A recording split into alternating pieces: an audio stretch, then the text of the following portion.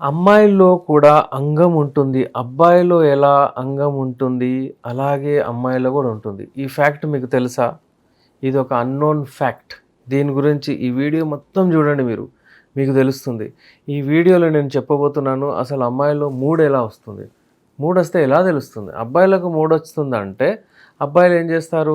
అబ్బాయిలకు అంటే గట్టితనం వస్తుంది. అలా ఆలోచించగానే అబ్బాయిల అంగము కొన్ని రెట్లు ఎక్కువవుతది. బ్లడ్ ఫ్లో అక్కడ పోతే అది అంగము లావవుద్ది, పొడుగవుద్ది. వాళ్ళకు తెలుస్తుంది మూడొచ్చేసింది అని. అమ్మాయిలో ఏమవుతుంది? మీకు తెలుసా? అమ్మాయిలో కూడా అంగం ఉంటుంది. ఆ అంగం ఎలా ఉంటుంది? ఇప్పుడు ఇప్పుడు ఫర్ ఎగ్జాంపుల్ వెజైనా ఏదైతే ఉంటుందో అక్కడ పై భాగంలో ఒక బటన్‌లాగా హోల్ కనబడుతుంది. ఆ బటన్‌లాగా ఏదైతే హోల్ ఉంటుందో అది లోపల వరకు ఉంటుందిలా. కానీ అంగం ఏదైతే ఉంటుందో అమ్మాయిలో అది లోన అంటే మజిల్స్‌లో అంటే ఉంటుందది.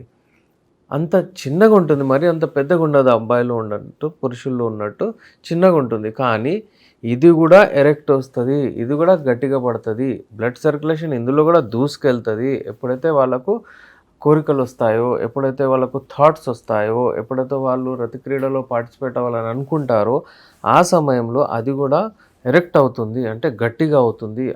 గట్టిగా పడుతుంది. అమ్మాయిలో ఉన్న అంగం గట్టిగా పడుతుంది అలా జెప్పొచ్చు మనం.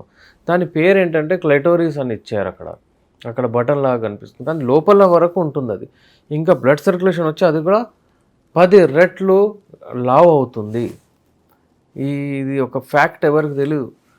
ఎందుకంటే దాన్ని కంపేర్ చేయొచ్చు. అబ్బాయిలో పురుషాంగం ఏదైతే ఉంటుందో అందులో కార్పోరా క్యావర్నోసా, కార్పోరా స్పాంజియోసా అనే స్ట్రక్చర్స్ ఉంటాయి.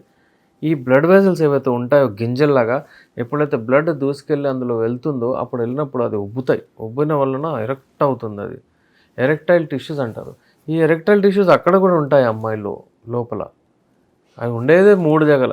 ఒకటి అబ్బాయిలో అంగం, అమ్మాయిలో ఇక్కడ క్లిటోరిస్ దగ్గర, ఇంకొకటి నోస్ ఏదైతే ముక్కు ఏదైతే ఉంటుందో ముందు భాగంలో అక్కడ ఎరెక్ట్ అవుతుందన్నమాట. ఈ ఎరెక్టైల్ టిష్యూస్ ఏవైతే ఉంటాయో ఎప్పుడైనా సరే ఇవి ఉంటాయి సెక్షువల్ అరౌజల్ పర్పస్ కొరకు అక్కడ ఎరెక్ట్ అవుతాయి.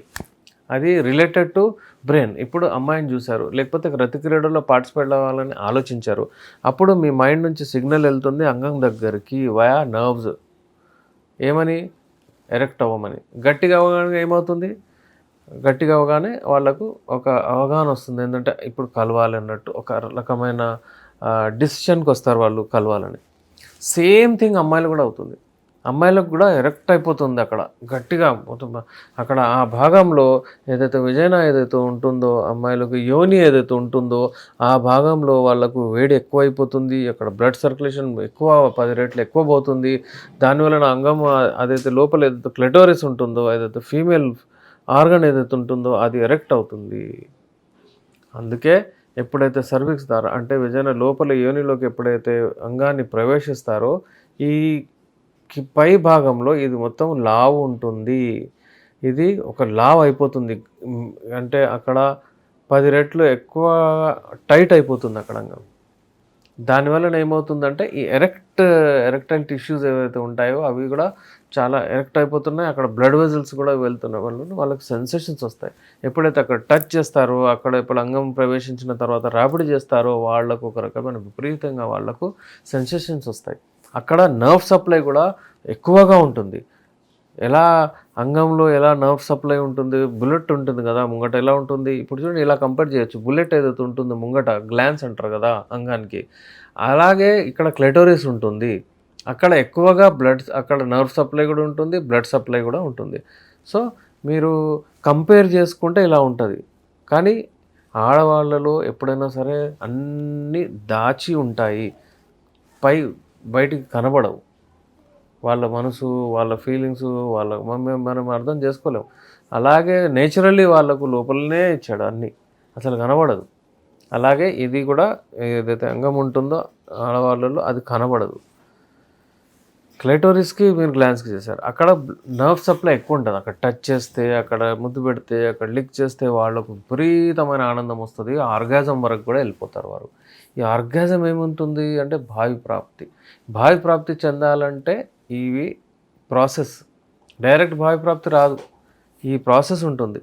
చూడడం, మాట్లాడడం, ఫోర్ ప్లే చేయడం, దాని వలన బ్లడ్ ఫ్లో అక్కడ అంగము మేల్స్‌లో, అబ్బాయిలో బ్లడ్ ఫ్లో అయ్యి రావడం, అమ్మాయిలో కూడా బ్లడ్ ఫ్లో అయ్యి అక్కడ వెళ్ళడం క్లిటోరిస్ దగ్గర.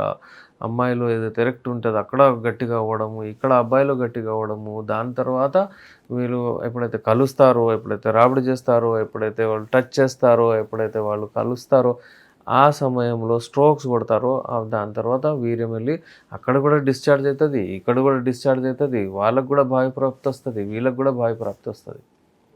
ఇది దేవుడు సృష్టించిన ఒక రకమైన నేచర్స్ అంటే రూల్స్. వీటిని ఫాలో అవ్వాలి. చాలామంది స్కిప్ అయ్యి ఏం చేస్తారంటే ఫస్ట్ స్టెప్ ఫోర్ ప్లే వదిలేస్తారు. డైరెక్ట్‌లీ వెళ్ళి అక్కడ ఇమ్మీడియేట్‌లీ అక్కడ పోయి రఫ్‌లీ చేయితోని వాళ్ళకి టచ్ చేస్తారు, రబ్ చేస్తారు. నొప్పవుతది. నొప్పి అవ్వకుండా చేస్తేనే బాగుంటుంది. ఎప్పుడైనా సరే పెయిన్‌ఫుల్ సెక్స్ వాళ్ళకు నచ్చదు. వాళ్ళు ఇరిటేట్ అవుతారు. అయితే ఫస్ట్ మూడ్‌లో రావాలంటే అక్కడ సిక్రీషన్స్ రావాలి యోని దగ్గర.